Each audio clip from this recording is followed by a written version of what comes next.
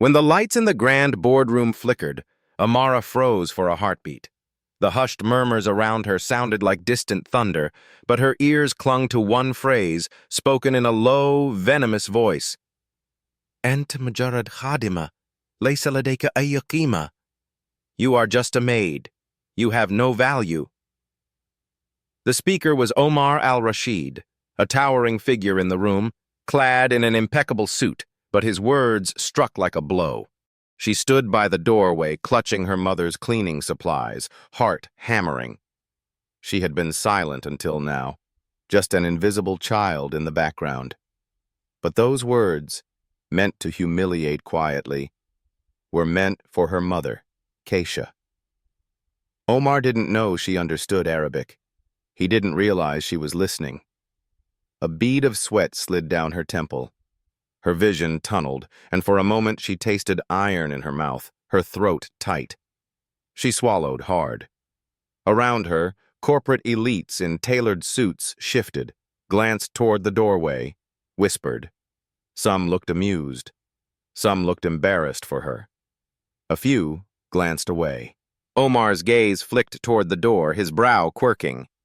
"What are you doing here?" he demanded, his tone cold.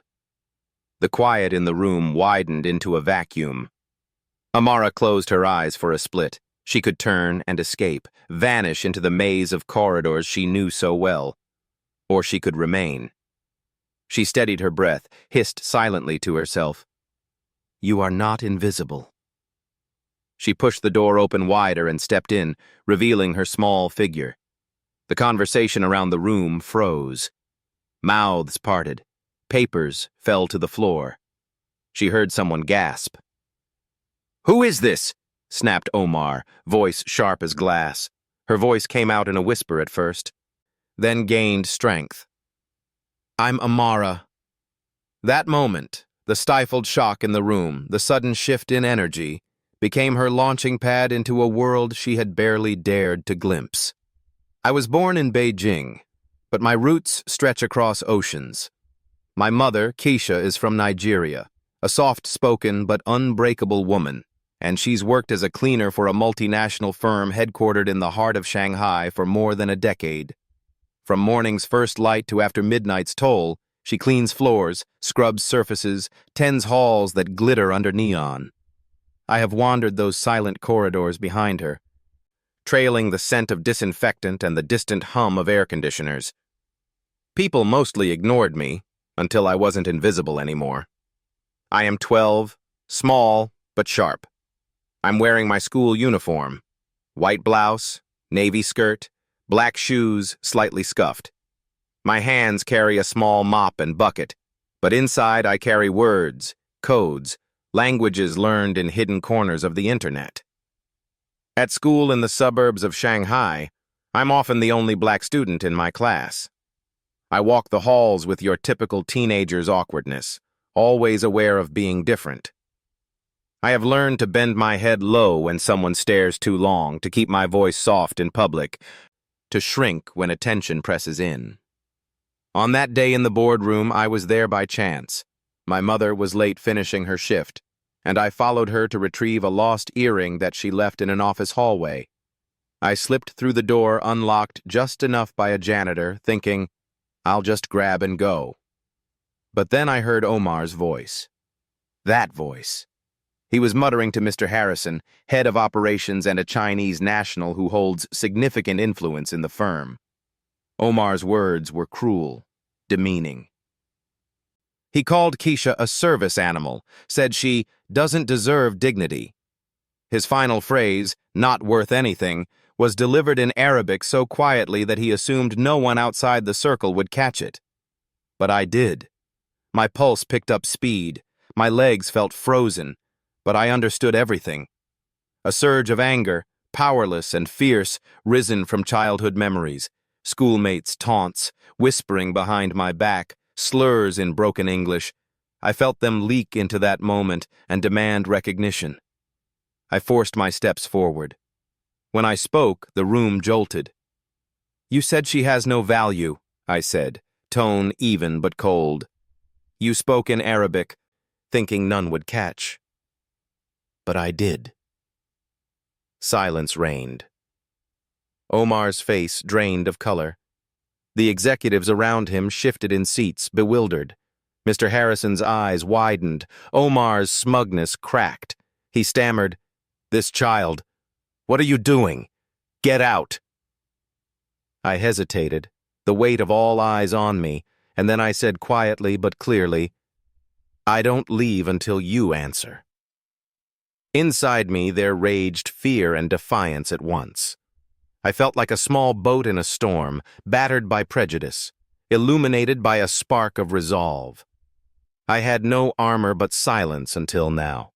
No ally except the languages I taught myself, the codes I memorized, the faith I carried in hidden corners. Omar embodied success, wealth, power. He had spent years cultivating image. International investor, philanthropist, respected in boardrooms across continents. But in that moment, his grand facade cracked. He realized someone he never expected, was listening. He tried to look dismissive. He gestured sharply. "This is absurd," he said. "This is a child's prank." Some people in the room murmured in agreement, but there was shock behind their eyes. Who was I? Why had I inserted myself? Mr. Harrison rose from his seat, clearing his throat. He glanced at Omar, then at me. An awkward moment stretched. He addressed the room. "May we continue?" But his voice wobbled. I smelled polished wood, smelled the faint scent of coffee and paper and electricity. My legs trembled. I clutched the mop bucket like a shield.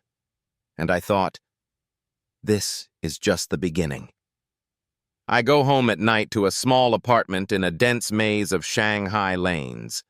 The window overlooks a narrow alley where neon signs flicker in Chinese characters.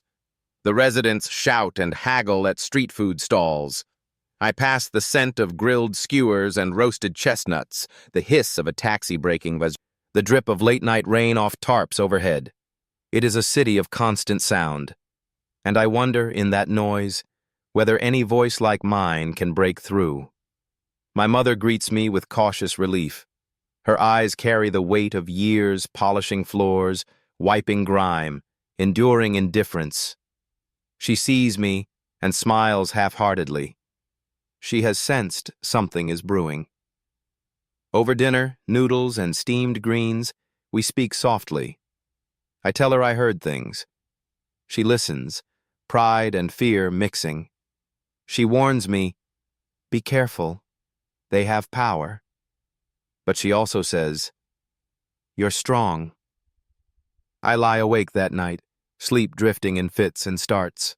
In darkness, I replay Omar's words, see the expressions on faces, imagine the boardroom as a stage where justice or humiliation might be decided. I feel small, but I also feel something inside me, a spark, maybe rage, maybe a promise. The next morning, I walk to the firm's headquarters with my school bag heavy at my shoulder, heart heavier. The building's glass towers loom, steel and mirrored surfaces glint. I pass reception, walk past security scanners, through lobbies, trying to seem invisible. But I'm not invisible anymore. I carry a secret. I heard Omar's scheme. I understand the concealed language he believed protected him. Days pass and the world begins to shift. I pay closer attention when Omar meets with associates, clicking pages, murmuring phrases, pulling aside co-workers. I watch him pass documents, slide legal drafts across tables late at night. I sense odd tensions. At lunch, I sit in the cafeteria in the company's staff wing. Cleaners, guards, lower-level staff eat in a separate area. I sit there too, sipping tea, observing. I overhear snippets. He's hiding something. He doesn't trust Harrison anymore. He's got clauses no one reads. My mind turns over the Arabic I overheard. I remember fragments. 30 days, penalties, reversal forbidden, complete control. And I realize they're trying to slip in a secret clause that gives Omar full control of the firm after 30 days, not 60, and enormous penalties if anyone attempts to reverse. That would effectively hand him the keys. One evening, I decide I have to act. I slip into a little used meeting room on a lower floor. The cleaning crew has left. I step to a projector and an empty board, unroll a wipeable surface, and begin writing fragments. Arabic terms, translations, possible contract logic. I pace, restless, fingers tracing papers, notes. My heart loud in my ears. I know I must tell someone, but who in this sea of power and prejudice would believe me? I recall Mr. Liang, a mid-level operations officer, Chinese, quiet but observant. He once paused to help my mother with a heavy cart. He had asked gentle questions. "How's your daughter?" He smiled kindly at me once. Could he become an ally? I decide I'll approach him. The next day, I catch him in the hallway. I say, "Mr. Liang, may I talk to you about something important?" He raises his eyebrows, hesitates, then nods. He leads me into a secluded stairwell corner, away from surveillance. I glance over my shoulder. Cameras blink overhead. My voice shakes, but I speak. I overheard Omar. He's hidden clauses in Arabic. I believe he will take control in 30 days with huge penalties for reversing. I can show you my notes. He frowns, curious but cautious. He glances around. "This is dangerous," he whispers. "If you're wrong..." He trails off. I press on, sharing what I know, showing scribbled pages. His eyes widen. He considers. He tells me to return tonight after hours. He'll bring a laptop, we'll input the clauses, see if they match any drafts. For a moment, adrenaline floods me. I feel small and huge at once. I sense the weight of what I'm doing. This is not a child's prank. Later, at night, I slip into the firm again, using a door left ajar by cleaning staff. I meet Mr. Liang in a dim meeting room. He boots up a laptop. I feed in Arabic phrases, contract excerpts. We compare translations. The hidden clause appears. Within 30 days, the party holding that clause may assume full controlling authority. Reversal triggers $200 million penalty. He gasps. I feel relief and fear. A misstep, and we risk exposure. We exchange a look. We are allies now, bound by risk. But the threat presses forward. In the days that follow, Omar grows warier. He eyes cleaners more sharply. He demands extra security. He interrogates staff. I feel eyes burning at my back, whispers following me in corridors. One morning, I arrive and see a cluster of executives outside the elevator lobby pointing at me. I walk toward them. They part like curtains. Omar stands there, flanked by guards.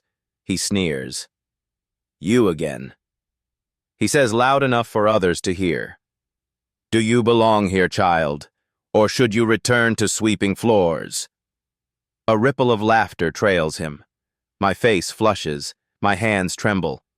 But I stare back. I will not bow. At that moment, Mr. Harrison steps forward, intervening. He says firmly, "Stop! She has every right to be here." His voice echoes. Omar's sneer flickers. The executives murmur. The guards shift. My heart thunders. That clash, public, sharp, marks the turning point. I retreat to a quiet corner, jittery, clutching my school bag like armor. I trace my fingers over my notes in my pocket.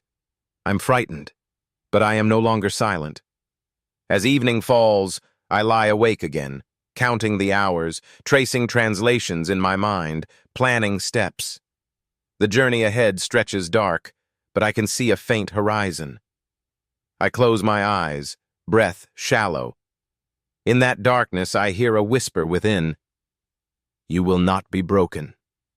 Then the next morning, I walk toward the building again, ready. The boardroom doors stand between me and the storm I've begun to unleash. The elevator doors slid open with a metallic sigh, and Amara stepped out into the 23rd floor hallway. Alone. The plush carpet under her feet muffled every step, but the silence surrounding her was sharp, expectant, like the air before a thunderstorm. She clutched a thin folder in her arms, inside it the translations, the evidence, the proof. Her fingers tightened around its edges. She had memorized every clause, every term, every trap. Now was the time. It had been 5 days since she and Mr. Liang discovered the buried contract clause. 5 days of watching Omar strut through the office with a predator's calm, shaking hands, nodding to directors, plotting behind fake smiles. The 30-day clock was ticking. If they didn't act now, he would gain total control. But today was different. The board was gathering in the large executive conference room, and Mr. Harrison had quietly slipped Amara's name onto the meeting calendar, not as a guest, not as a child, but as a consultant. She stood outside the conference room doors. Mr. Liang gave her a quick nod from inside. Harrison leaned forward, speaking to the others in hushed tones. Omar was seated at the head of the table, tapping a pen against the polished wood. He hadn't seen her yet. The doors opened. Every head turned as Amara walked in, her chin high. Murmurs rippled through the room. Some executives stiffened. A few rolled their eyes. "What's this?" barked one. "Is this a joke?" "She's the maid's daughter," someone else muttered. Omar glanced up and froze. Mr. Harrison cleared his throat. "This is Amara. She's been asked to observe today's negotiations as a linguistic consultant." "Consultant?" Omar repeated, a laugh breaking from his throat like a snapped wire. "She's 12. Amara stepped forward. "And I speak 6 languages, including Arabic, fluent enough to know you're lying." Gasps. The room fell silent. "I've reviewed the Arabic clauses you embedded in the recent version of the merger contract," Amara continued, her voice steady. "The ones stating you gain controlling interest in 30 days, not 60. The ones that enforce a $200 million penalty if reversed." Omar's lips parted. "This is absurd. That information is confidential." "Then why was it in a draft shared company-wide?"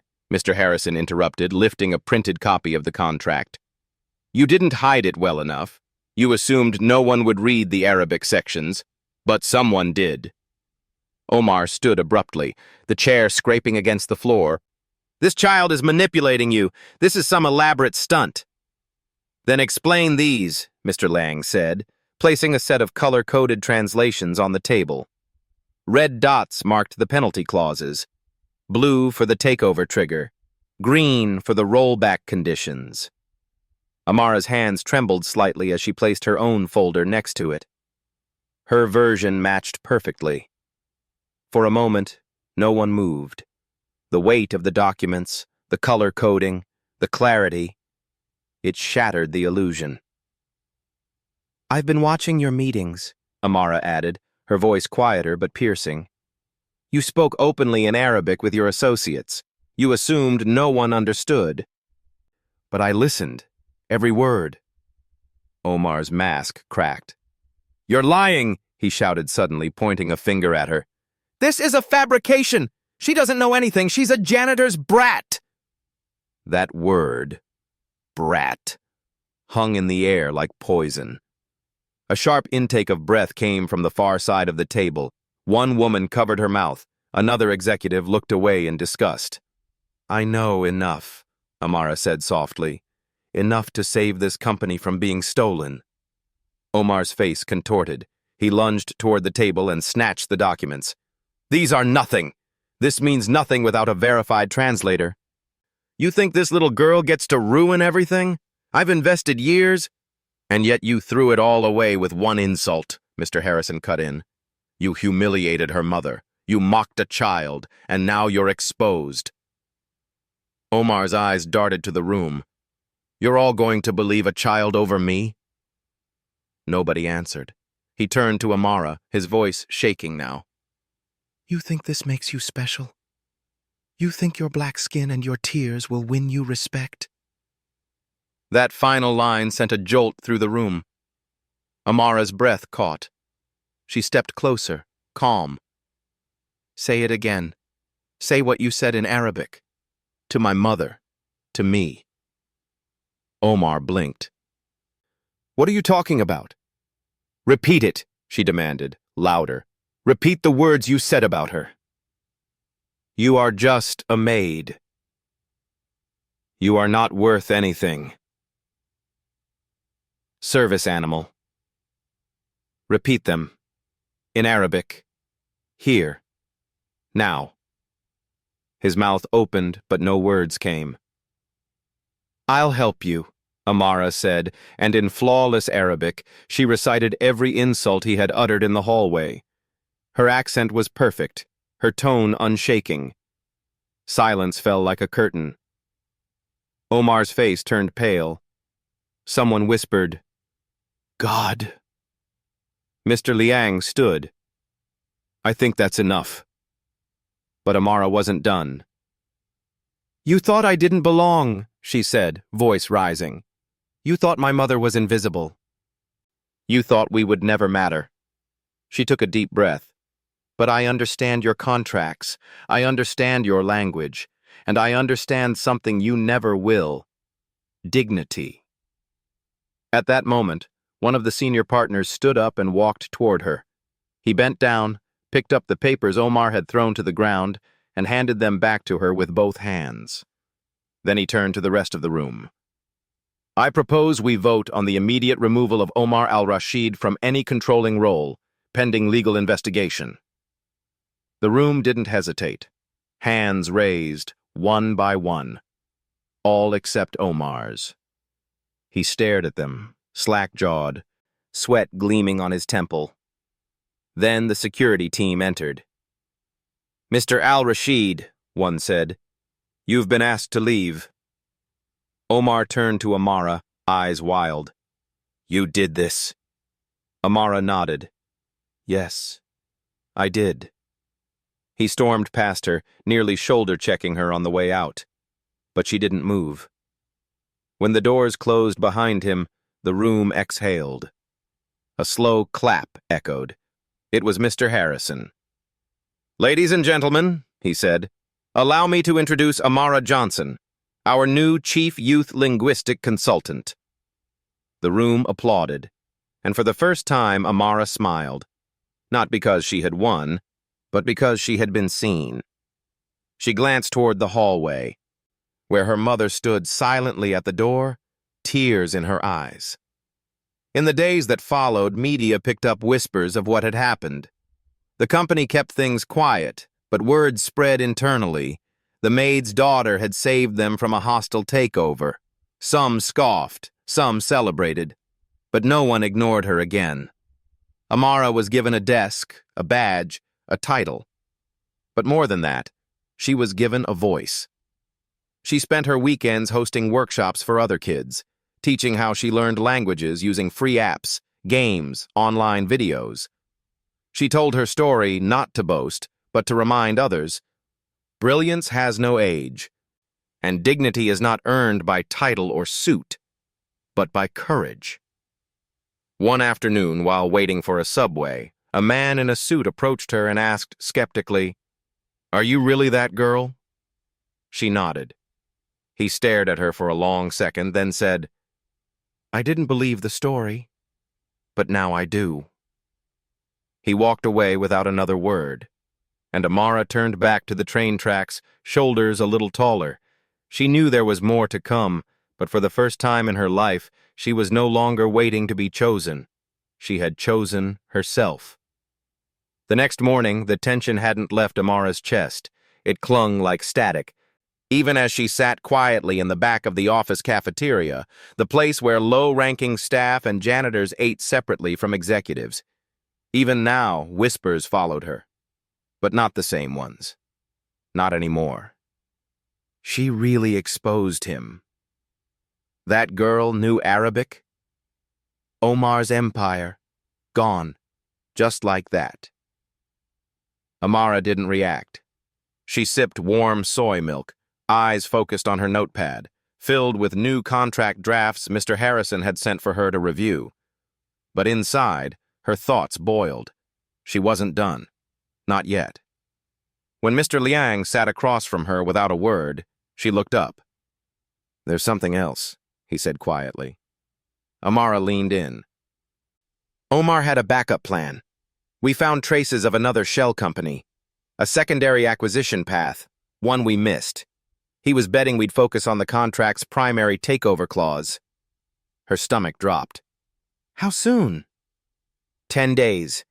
If the second path activates, it'll allow his cousin, operating through a foreign entity, to re-enter under a new name. So this isn't over. No. She nodded slowly. That afternoon, she found herself in Mr. Harrison's office, papers spread across the desk, stress etched deep into his features. "I need you to listen very carefully," he said, sliding a file across to her. "This contains financial records, signatures, and purchase patterns linked to a firm based in Dubai. We believe Omar funneled resources there in preparation." Amara flipped the pages. English, Chinese, Arabic, mixed, designed to overwhelm. But her eyes caught the patterns instantly. "He used false Chinese names," she muttered, pointing. "Here. This one translates to Golden Leaf Development, but the Arabic portion identifies it as a front." Mr. Harrison stared at her. "You caught that in 5 seconds." "I've had practice." He ran a hand through his hair. "We need to intercept this. If it goes through, we're back where we started." "Give me access," she said. "I'll find the trap." He paused. "You're 12. And I'm the reason we still have a company." He smiled faintly, defeated. "Fair enough." That night, she worked from home. Her mother brought her hot congee and sat beside her in silence. Occasionally, Keisha would gently place a hand on her shoulder. No words needed, just presence. Through the screen's glow, Amara dissected the documents. She found the legal handoffs disguised as procurement deals. She uncovered purchase orders routed through Taiwan. And in the metadata of a PDF, she found a single phrase in Arabic. "Step 2 activates if exposed." They were ready for her. She wasn't surprised, but she was prepared. Day by day, she built a counter-report, this time co-signed by Mr. Liang and an external legal translator. Amara created a digital presentation, coded again in color dots for each language layer, red for danger, blue for breach, green for traceable fraud. On the day of the emergency review, the boardroom was packed. This time, no one questioned her presence. They leaned in when she spoke. They listened as she layered English, Chinese, Arabic, unraveling the shell company plan with precision, grace, and zero room for doubt. Omar, now disgraced, tried to send in a lawyer via Zoom. Amara requested to speak with the representative in Arabic. The man stumbled. She didn't. Within 4 minutes, she'd confirmed the legal inconsistencies and caught the man misquoting the contract. "Clearly," she concluded, "this is not a misunderstanding. This was designed fraud." Silence. Then the board chair stood. "I move that all remaining ties to any of Omar al-Rashid's known business entities be terminated immediately, with criminal proceedings to follow." The motion passed unanimously. And in that moment, Amara's voice wasn't small. It was thunder. Outside the building that evening, a group of junior staff waited by the entrance. When Amara stepped out, they clapped. A security guard bowed his head and said in Mandarin, "Thank you, Xiaoji." Another staffer, a young black intern, approached with tears in her eyes. "I never thought someone like me could do what you just did," she whispered. Amara smiled. "You can. We all can. They just have to see us." The intern nodded. And for the first time, the air didn't feel so heavy. It felt like a beginning. But not everyone clapped. In the far corner of the sidewalk, a man stood silently with a phone raised. Amara noticed him too late. A flash went off. The man vanished into the crowd. The next day, an article surfaced on a gossip site. "Janitor's daughter manipulates global firm. Where's the adult supervision? It spread fast. Comment sections exploded. She's 12. This is dangerous. This is why kids shouldn't be involved in business. She's a plant. Someone's using her. Amara sat on her bed, staring at the screen. Her fingers were numb. They weren't debating the contract anymore. They were debating her right to exist in that room. Her mother came in, saw the headline, and without a word, shut the laptop. "You don't owe them your pain," she said. But Amara felt it anyway. That night, she curled under her blanket, trembling. Not because she was afraid of the internet, but because she feared the narrative would swallow her whole. The next day at the office, no one looked her in the eye. The applause was gone. Even Mr. Harrison seemed distracted. "Corporate says we need to reframe the story," he said. "They're worried about liability." "You mean they want me silent again?" He looked at her, torn. "They're scared." "I'm not." She walked out, but the blow hit deep. A week later, a school administrator called. "We'd like to discuss Amara's behavior," the voice said. "She's disrupting the natural learning environment." The reason? A teacher had assigned a reading exercise featuring racial stereotypes, and Amara had refused to participate. She quoted African proverbs in response and explained how bias in literature affects marginalized students. The teacher wrote her up. Kesha was furious. She marched into the school, Amara at her side, and faced a room full of administrative staff. "You want her to sit down and be quiet?" Kesha asked, voice trembling. "She just saved $1 billion company and you're punishing her for speaking truth?" No one answered. They left without signing anything. That night, Amara sat at her window, looking out over the Shanghai skyline. She didn't cry. She wrote. She drafted a blog post. Then she filmed a video. In it, she spoke plainly, with no drama, no music, no edits. "My name is Amara Johnson. I am 12 years old. I'm Nigerian Chinese, born in Beijing, and I love languages. I didn't plan to get involved in contracts or corruption.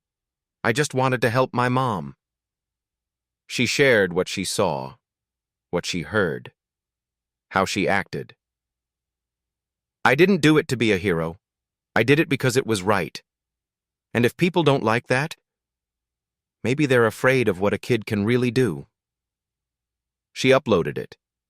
Within 2 days, it had 3 million views, and the comments changed. "She's brilliant. She did what adults couldn't.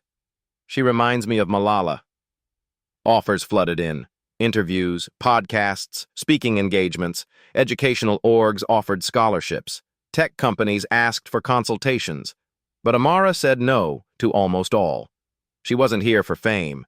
She had one mission: to make sure no other kid like her felt invisible. Back at the office, Mr. Harrison stood at her new cubicle with a letter. "This is from the UN Youth Linguistics Panel," he said, smiling. "They want you to co-author a report on language accessibility." Mr. Liang stepped beside him. "You've started something. More kids are emailing us. From Kenya, from Brazil, even Inner Mongolia." Amara laughed. "Let's build a platform. Not for me, for them."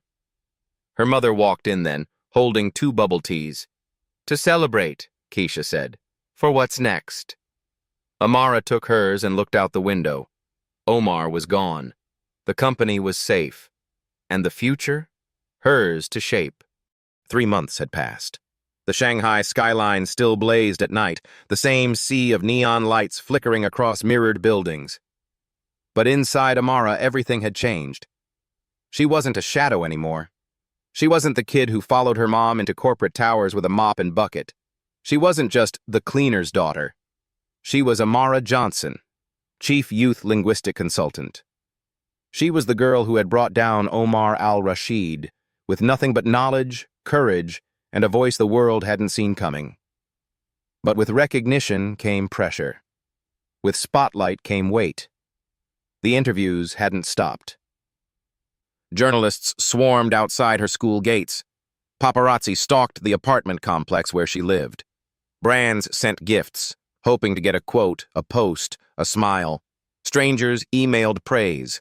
Others sent hate. "You're just a kid. Shut up. This is fake.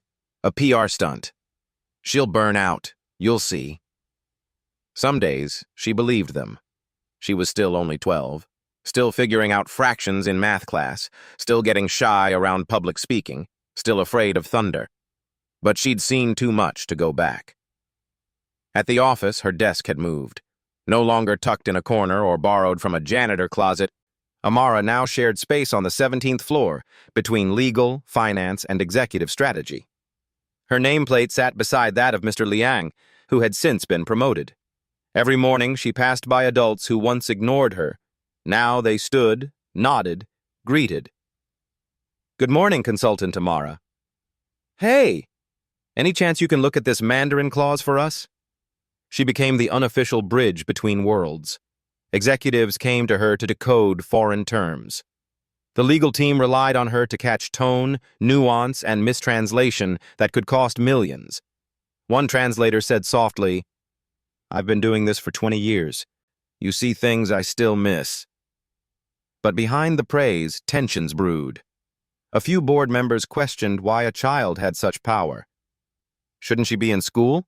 one said in a leaked email. "This sets a strange precedent," another warned. "What happens when she makes a mistake?"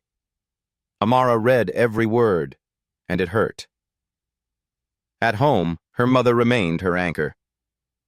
"Fame fades," Keisha said one night as she braided Amara's hair by the window. "But your name, your soul, what you choose to fight for, that stays." "But what if I'm not enough?" Amara whispered. "What if I get something wrong?" Keisha rested a hand on her shoulder. "Then we learn. But we never stop speaking." That moment came sooner than expected. In early winter, a new executive team was brought in from the parent company in Europe. One man in particular, Mr. DeMarco, was assigned to streamline operations. From the start, Amara felt the shift. He refused to look her in the eye during meetings. He cut her off when she spoke. He joked in one lunch meeting, "I didn't realize babysitting was part of the job." Mr. Liang frowned, but Amara stayed quiet. At first, then she saw the memo. It proposed restructuring the linguistic department, eliminating non-certified personnel, a direct shot at her. Buried in vague corporate language, it threatened to dissolve her role entirely. She confronted Mr. DeMarco in the hallway. "Did you write this?" she asked, holding the printed memo. He didn't even flinch. "I did. It's time for professionals to handle professional matters. You've had your moment. Now let's be realistic." "You mean now that the crisis is over, I'm expendable?" He smiled. "You're 12. You were never supposed to be permanent." Something in her snapped. "I may be 12, but I've done more for this company than you ever will." "That's enough," he said, brushing past her. "Go play on your phone, child." She stood frozen in the hallway. It felt like Omar all over again, only colder, more calculating. That night, she didn't sleep. Instead, she opened her laptop and began documenting every major contribution she'd made to the company. Emails, drafts, contract translations, legal prevention cases. She compiled them into a 40-page report. She added letters from Mr. Harrison, internal recognitions, quotes from team members, and even a graph showing the financial value of frauds she had prevented. She titled it, "The Invisible Voice: Why Age is Not a Measure of Value." Then she attached a final page. To Mr. DeMarco. "You don't have to like me. You don't even have to believe in me. But facts don't lie. You will not silence me." She printed 50 copies. The next morning, she placed the reports on the desks of every senior leader, without a word. By 10 a.m., the entire office was buzzing. By noon, Mr. Harrison called her in. "You might have just started a war," he said. "Then let's finish it." That afternoon, A full board meeting was called. Mr. DeMarco stood at the front, tight-lipped, defensive. He tried to explain the restructuring, justify the memo, dismiss Amara's role as a temporary anomaly, but the room didn't buy it. Mr. Liang spoke up. "You want to fire the person who's done more to protect this company than anyone in this room?" Another executive added, "You think we'd rather go back to ignoring talent just because it's uncomfortable?" And then, to everyone's surprise, the board chair spoke. "She is not temporary. She is our future." The vote was cast. Mr. DeMarco was removed. Amara remained. That evening, as she left the building, rain began to fall. She didn't run. She walked slowly, letting the cold drops soak into her skin. She was exhausted, proud, changed. She reached the subway entrance and paused. A woman stood there, a janitor. Same uniform her mother once wore, sweeping slowly. Their eyes met. The woman smiled. Amara smiled back. No words were exchanged, but something passed between them. A knowing, a shared strength. The world didn't become perfect after that. Discrimination didn't vanish. Doubt still surfaced. And some days, Amara still felt too small, too young, too different for the spaces she now moved through. But she kept going. Not for praise, not for position, but for every invisible kid who'd been told to be quiet, for every cleaner's daughter, for every whispered insult turned into a lesson, and every lesson turned into power. Her final speech of the year was at a UN Youth Summit in Geneva. She stood on stage in a white blouse and navy skirt, her school uniform. Her voice was calm, strong. "I was never supposed to be here," she began.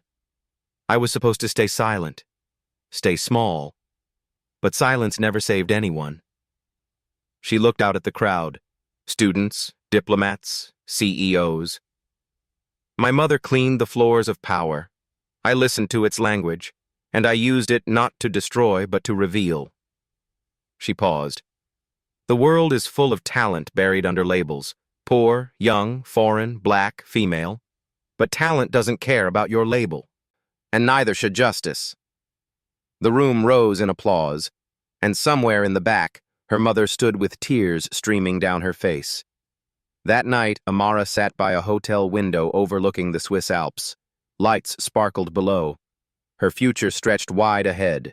She wrote in her notebook, "I didn't ask to be seen, but now that I am, I will never be invisible again." The weeks following Geneva were a whirlwind. Amara returned to Shanghai with her inbox full of speaking requests, partnerships, and mentorship offers. But she also came home to something unexpected. An envelope. No return address, just her name on the front. Inside was a letter, handwritten in flowing script. "To the child who sees more than most adults, you ruined a plan years in the making, but plans can change. Watch your back." It wasn't signed. Her fingers trembled. Keisha found her frozen in the kitchen, clutching the page. She read it once, then again, and then she burned it. "Fear is a tool," Keisha said, "and we will not be tools for anyone." But Amara couldn't sleep that night. For the first time in months, she dreamt of shadows. Faceless men in suits whispering in languages she didn't understand. Of doors slamming shut. Of being locked out of rooms where decisions about her life were being made. In the morning, she made a decision. If they wanted to scare her back into silence, she would make herself louder. She went back to the office and requested a formal platform, a new department called Clear Voice. Its mission: transparency in language across global contracts, especially those in multilingual cross-border deals. She proposed hiring underrepresented youth to serve as assistants and reviewers, voices like hers, eyes that see the overlooked. At first, there was hesitation. "You want children reading billion-dollar deals?" "No. I want people with insight who aren't already taught what to ignore." She built a proposal, backed by data, by her record, by allies. The board passed it. Clear Voice launched within a month. Amara began visiting schools, not elite ones, but public schools, rural schools, refugee schools. She shared her story. Not the headlines, the truth. I was just a girl with an app and a reason to learn. She gave away notebooks, codes, tools, showed kids how to break down contracts, how to spot manipulation, how to speak so the powerful had to listen. And she listened too. To a boy in Wuhan who had memorized 800 legal terms in Spanish, to a girl in Guangzhou who could recite WTO trade laws from memory, to a Nigerian expat who coded a translation bot from his uncle's phone. They weren't being ignored anymore. Back in the company, not everyone was thrilled. One executive muttered during a review, "We're not running a youth center." Amara leaned in. "No, we're running a future." By year's end, Clear Voice had uncovered over $47 million in potential contract misrepresentations. Amara's team was credited by external auditors for reducing fraud risk by 33%.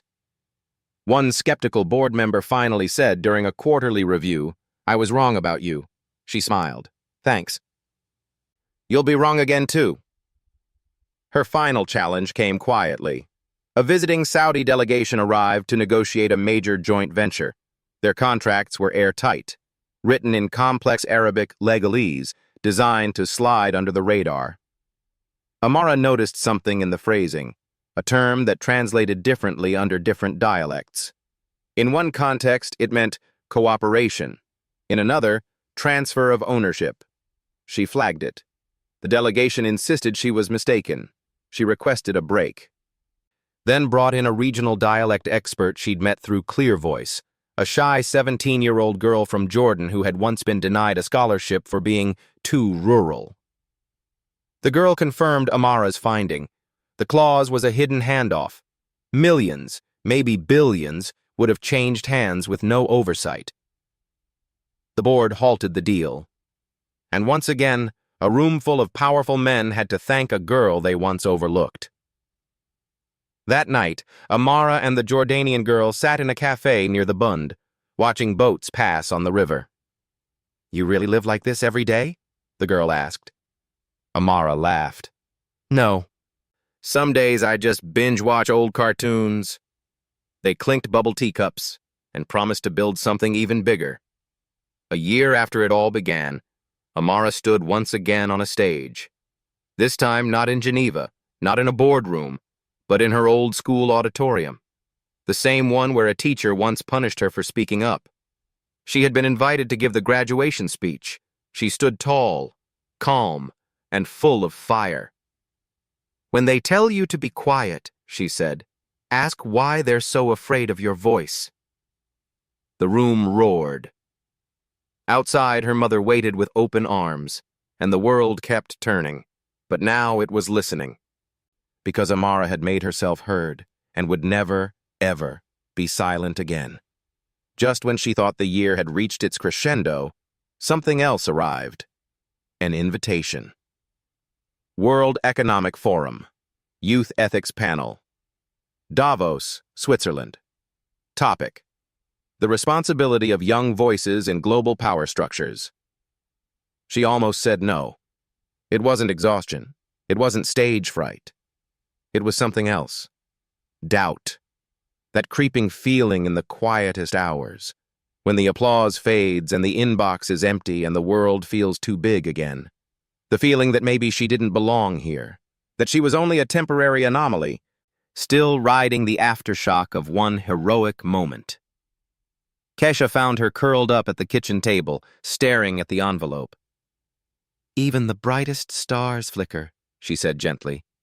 "But flicker is not failure." Amara wiped her eyes. "What if I get up there and they don't listen? What if it's just for show?" Her mother took her hand. "Then speak to the kids who will, the ones who are you. That's who matters." She went.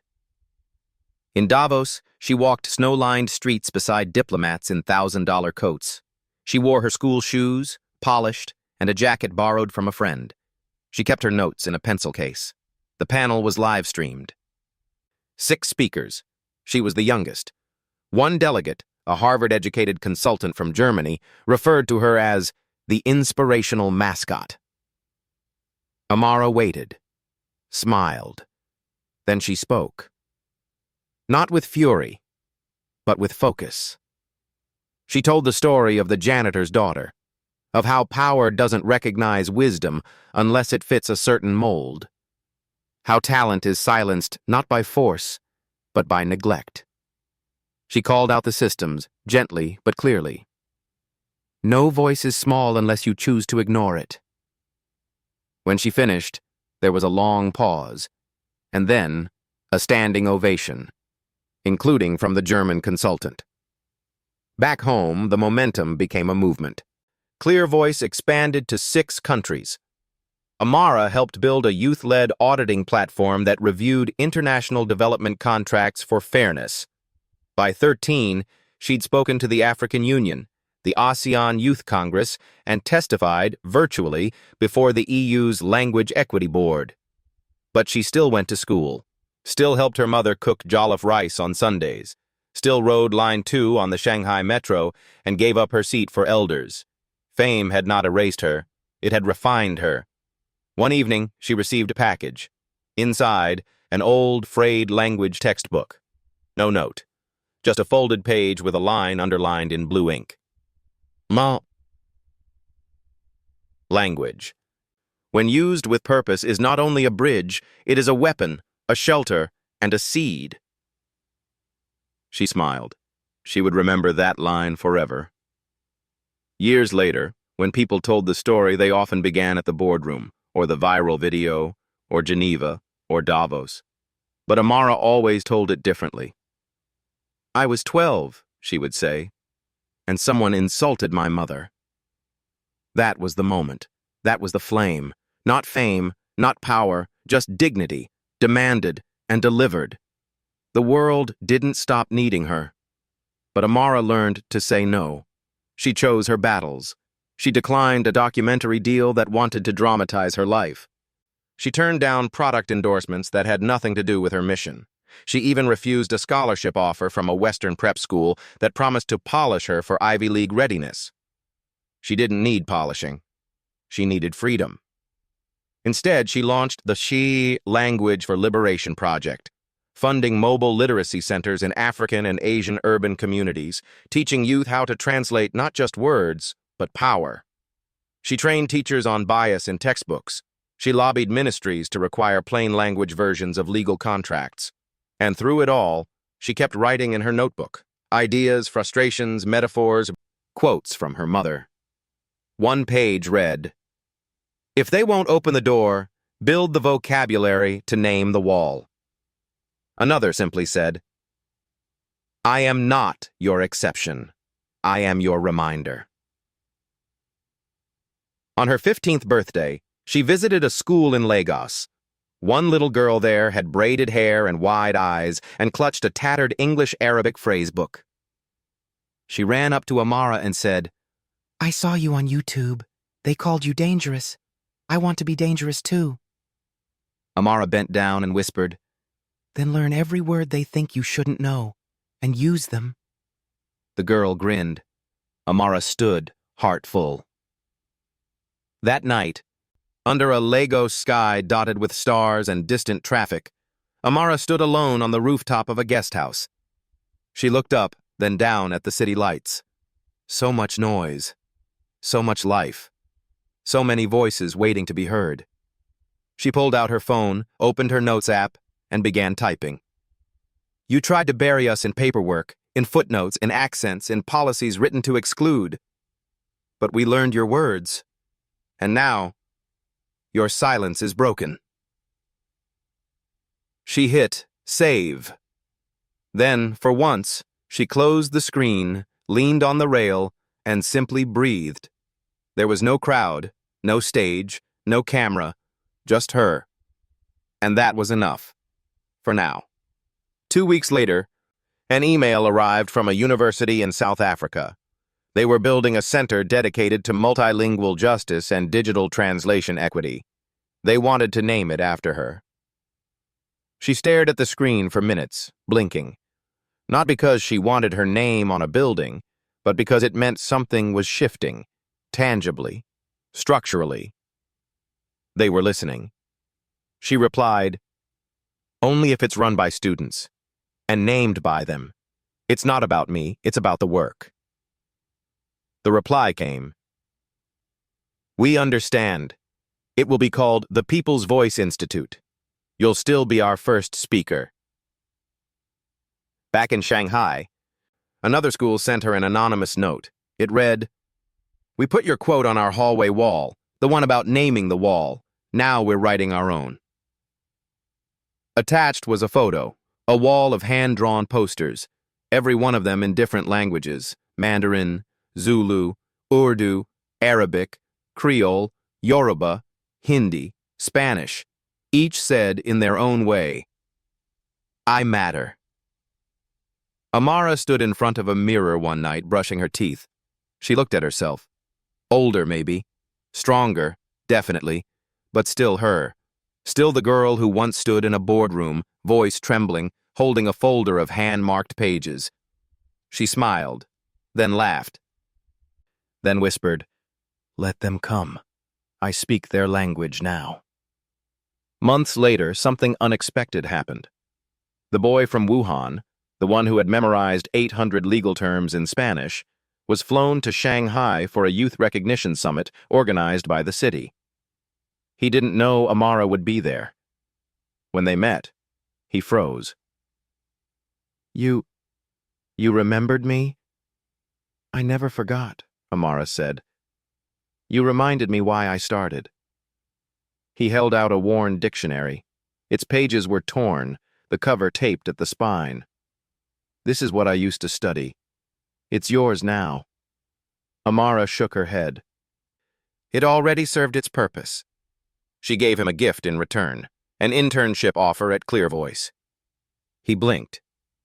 "Me?" "Yes, you. You deserve more than survival. You deserve opportunity."